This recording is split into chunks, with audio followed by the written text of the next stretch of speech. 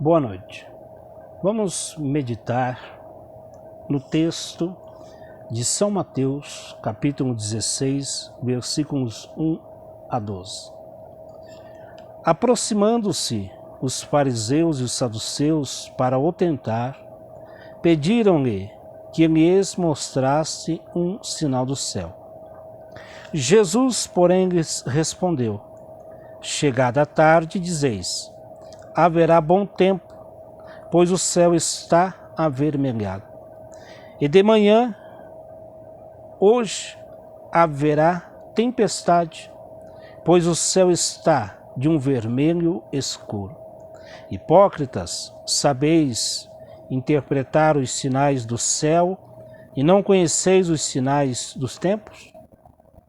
Uma geração má e adúltera pede um sinal, e nenhum sinal lhe será dado senão o do profeta Jonas. E deixando-os, saiu. Passando seus discípulos para o outro lado, esqueceram-se de levar pão. Disse-lhe Jesus: tomem cuidado com o fermento dos fariseus e saduceus. Eles discutiam entre si, dizendo: é porque não trouxemos pão. Jesus, percebendo isso, disse: homens de pequena fé, por que discutis entre vós sobre não terdes trazido pão? Não compreendeis ainda, nem vos lembrais dos 5 pães para 5.000 homens, e de quantos cestos recolhestes?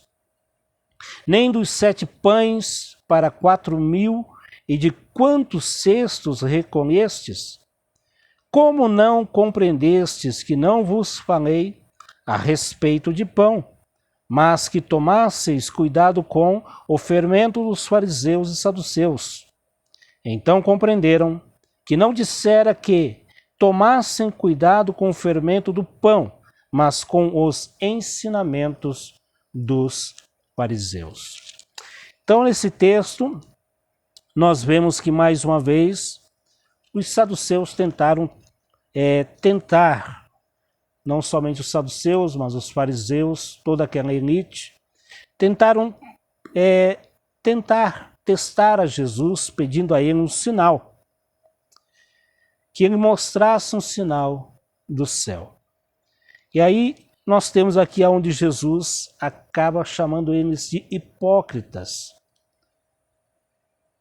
porque, na verdade, eles estavam tentando fazer com que Jesus fizesse algo que pudesse ser acusado, aonde Jesus pudesse, então, ser acusado perante o Sinédrio, perante até mesmo o Império Romano. Essa sempre foi a intenção da maioria dos saduceus e fariseus ao tentarem Jesus Cristo, com suas perguntas, com suas alusões e mesmo citações, às vezes, das Sagradas Escrituras. Porque até aqui, já, Jesus, ele já tinha operado vários sinais.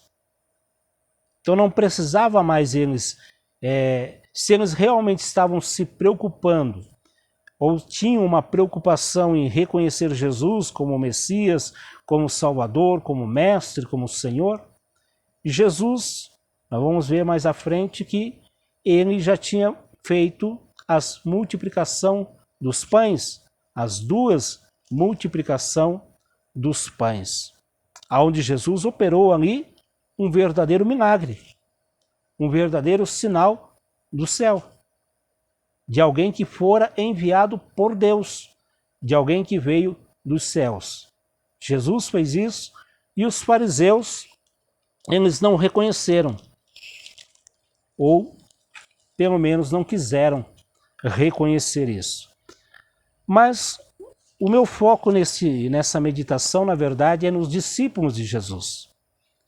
Porque parece que eles também se esqueceram, pelo menos no sentido espiritual da fé, eles se esqueceram desses milagres que Jesus havia operado, muito especialmente as multiplicação, as 2 os dois episódios, né, de multiplicação de pães. Então, quando eles passaram, o texto, o versículo 5 diz: passando seus discípulos para o outro lado, esqueceram de levar pão. Então, eles esqueceram de levar pão. E Jesus então disse: tomem cuidado com o fermento dos fariseus e saduceus. E aí eles discutiam entre si: é porque não trouxemos pão. E aí Jesus, percebendo isso, disse: homens de pequena fé, por que discutis entre vós sobre não terdes trazido pão?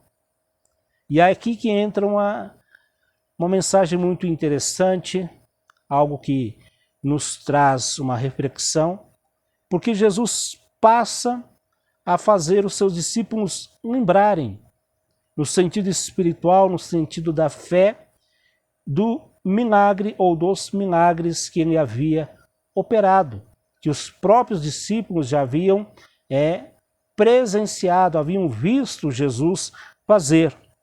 Então Jesus Cristo lembra os seus discípulos sobre o milagre da multiplicação dos pães. Eles haviam esquecido o seu significado e poder. Veja bem, eles esqueceram o significado e o poder do milagre da multiplicação dos pães. Aí Jesus então, ele diz: não compreendeis ainda, nem vos lembrais dos 5 pães para 5.000 homens, e de quantos cestos recolhestes? Não compreendeis ainda, nem vos lembrais? Isso nos traz uma reflexão, uma aplicação para a nossa vida. Nós devemos nos lembrar dos milagres operados por Jesus no passado. Os milagres que Jesus ele operou. Isso aqui é muito importante, muito interessante, porque nos dias em que vivemos, existem alguns teólogos que não somente não creem nos milagres de Jesus, eles dizem que foram apenas algo fictício, apenas algo que os narradores, os evangelistas, Mateus, Marcos, Lucas e João, colocaram ali para dar ênfase ao seu querigma, à sua pregação, ao seu evangelho. E eles estão disseminando em muitas pessoas hoje que se dizem cristãs, já não acreditam que literalmente Jesus operou milagres. Mas eu creio. Eu creio sinceramente, piamente, e ao fazer um estudo realmente sério sobre a Bíblia Sagrada, nós chegamos à conclusão que realmente os milagres de Jesus foram reais, verdadeiros. E mesmo milagres que acontecem na nossa vida. Também há teólogos que ensinam que, da mesma forma, Jesus não opera mais milagres hoje. Mas o escritor aos Hebreus, ele diz que Jesus é o mesmo ontem, hoje e eternamente. Deus não muda, Jesus Cristo não muda. Ele continua operando sinais, milagres, prodígios, maravilhas, curas, salvação, batismo no Espírito Santo.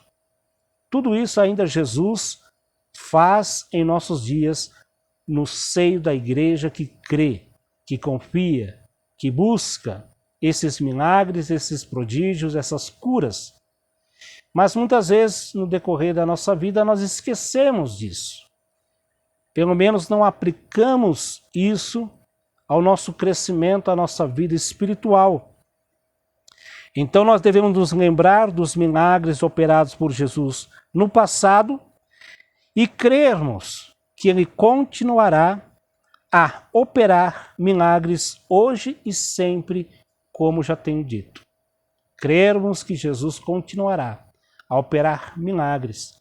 Claro que isso está condicionado à sua soberana vontade. Não quer dizer, como também aí vai para um outro lado, algumas igrejas, alguns pregadores que aí prometem tudo. Aí ignoram totalmente a ciência, os médicos, e acham que Jesus é obrigado a curar tudo e a todos a todo momento. Não. Eu creio na cura divina, eu creio nos milagres, mas também entendo, biblicamente falando, que tudo isso está condicionado à soberana vontade de Deus, revelada em suas sagradas escrituras, e sempre, em primeiro lugar, todo milagre, toda cura, tudo o que acontece nesse sentido, tem em primeiro lugar, o primeiro objetivo é a glória do próprio Deus, a glorificação de Deus. Depois também há, é claro, o nosso crescimento espiritual, a nossa cura física que muitas vezes recebemos, mas tudo isso dentro da soberana vontade de Deus. Devemos ter, então, um equilíbrio. Confiarmos que Jesus Cristo, ele realmente fez esses milagres. Podemos afirmar biblicamente que ele realmente realizou esses milagres. O texto bíblico nos dá a entender que foram milagres literais que Jesus operou. E a Bíblia ela nos dá a entender também que esses sinais seguirão aos que crerem. Então hoje podemos receber cura, podemos receber bênçãos espirituais, então devemos ter esse equilíbrio, de não descrermos, mas também não tentarmos ao Senhor, não fazermos como alguns que fazem, de tudo isso uma maneira de desprezarmos as outras coisas naturais que também Deus tem permitido, a própria ciência, algumas coisas que nos são benéficas. Mas devemos lembrar que Jesus Cristo é o mesmo ontem, hoje e eternamente.